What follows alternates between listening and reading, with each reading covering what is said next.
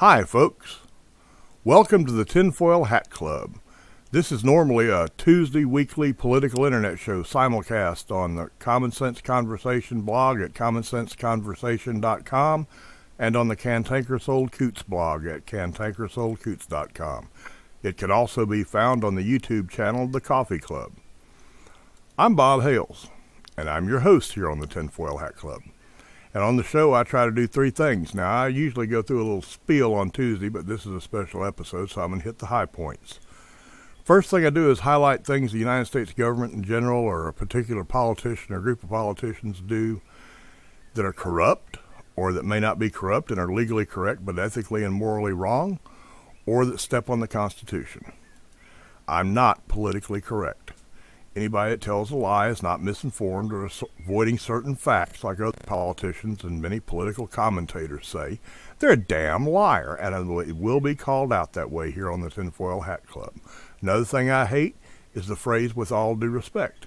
I'm not even going to try to pretend to respect some politician or government bureaucrat, or anybody else for that matter, who proactively does things that I think damage a country and a constitution that once was and can be again, if we will wake up, the greatest, freest country on the face of the earth. If I think somebody, by their actions, not because they're in a party that claims to be constitutional, not because they're in any party, not what comes out of their mouth and their lips, if by their actions I think they're doing things that are communistic, I call them a communist. I call them a damn communist.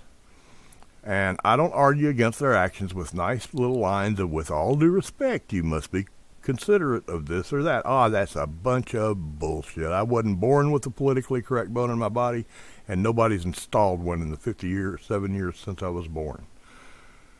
Second thing that I try to do here is something that commentators, pundits, and various other blowhards like me hardly ever do. Once I start bitching about something, I propose a common sense solution, or at least what I feel is a common sense solution to the problem. My daddy once told me that if all you do is bitch and you don't have a proposed solution to the problem, you're part of the problem. You're damn near not part of the solution. So if you see something wrong and you don't try to fix it, you're as guilty as the person screwing up. So I try to propose solutions here. The most important thing I do is try to give you people out there a way to have your voice heard and where it makes a difference. Now, every single show I point out over there on the sidebar at Common Sense Conversation, there's a widget that's titled Find Your Congress Critter, and I suggest you use it. None of your info is saved or anything. You're not jumping on an email list so that you get all kinds of spam in your email box. All it does is tell you who your representative and your senators are. Gives you their email addresses, their office addresses, their office phone number. It gives you a way to contact them whenever I say something or you know of something that you really want to talk to them about. It gives you a way to get hold of them.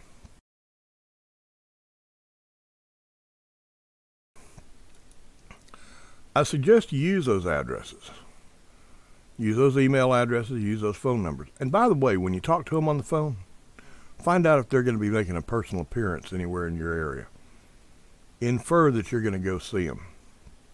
Because if you're coming, or if they think somebody might be coming, that'll call them on their shit, it does have an impact. It really does.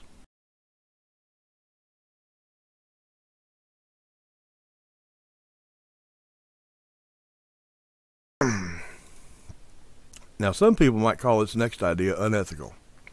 I call it playing by their rules but turning them to our advantage. Lie to them.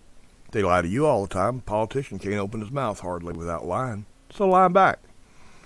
If you see something anytime, or if I say something anytime that pisses you off, that you think is a waste of your tax money, but it's being introduced by a senator from New York when you live in California, call their office. Call their Washington office and tell them you live in their state or their district and that you vote.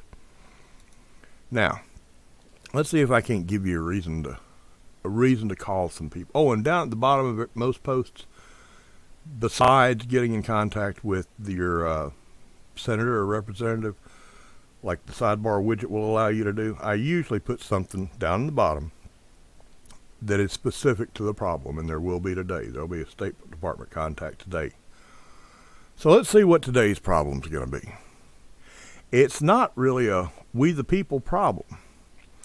You know, usually I have a we the people problem about controlling an out-of-control government, but this time it's Barack Obama and his State Department that's got a little problem, and they're trying to figure out which way the stronger political winds blow.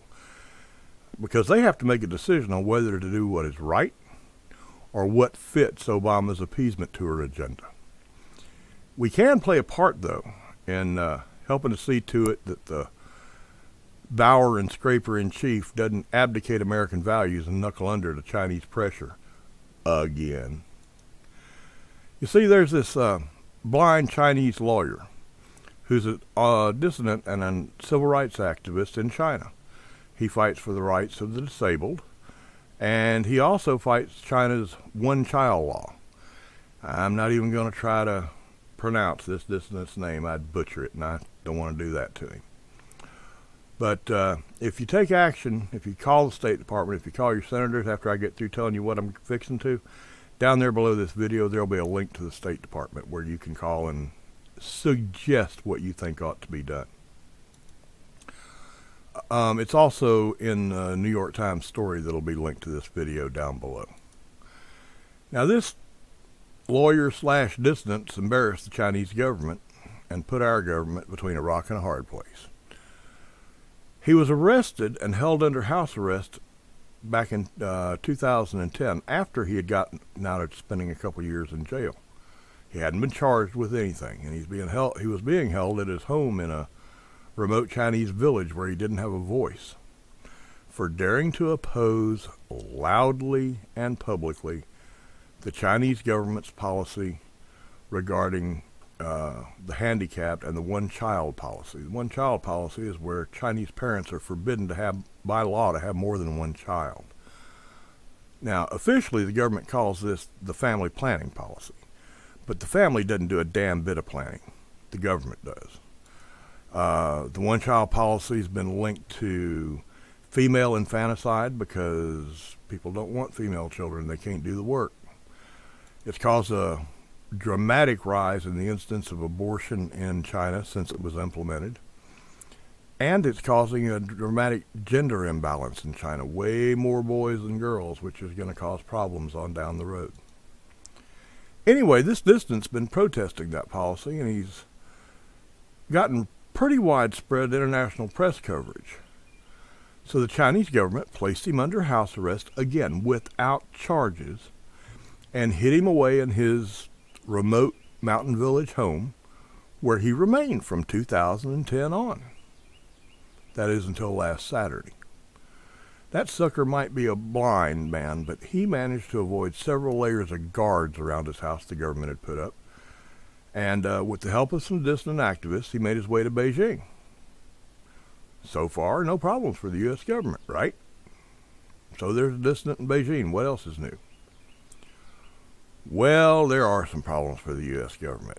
Not only did he make it to Beijing, he made it to the U.S. Embassy in Beijing, where he asked for asylum. And that's where he's been for the last week. And that's where the U.S. government's problem begins. Now, understand, I don't think the U.S. government has a right to interfere with the internal affairs of China or any other country. They're a sovereign nation just like we are. We might not like their policies, but we have no more right to tell them what to do than they have a right to set out our internal policies. But that's not the point in this case. Point is, once the dissident reached the U.S. Embassy, he was legally on American soil. A U.S. Embassy in China, Russia, or anywhere else is considered to be the same as if it were in New York by international law. Embassies are considered to be a part of the country that they represent. The dissident is on American soil. The dissident in Beijing, China, in the American embassy is on American soil. And that's where the problem for the Obama administration and the State Department comes in. And we get to see if Obama really believes in the free speech that he espoused for the Arab Spring. We get to see if he really believes in the free speech and human rights that he talks about when he supports Occupy Wall Street and Occupy every place else that he doesn't like? Or does he believe in throwing a peaceful protester to the Chinese wolves in his slavish subservience to everything in the world except the U.S. Constitution? He will kiss every dictator's ass in the world, but he stomps all over the Constitution. Now, I don't know about y'all, but I'm not going to wait to see what happens. I believe Obama will try to kiss some more Chinese ass and turn the dissident over to the Chinese after this whole thing blows over. Unless we, the people, raise a little hell and become peaceful dissidents ourselves. First, use my standard advice of using the Contact Your Congress Critter widget in the commonsenseconversation.com sidebar to get your representatives and senators' Washington phone number and use it. Tell them. Don't ask them.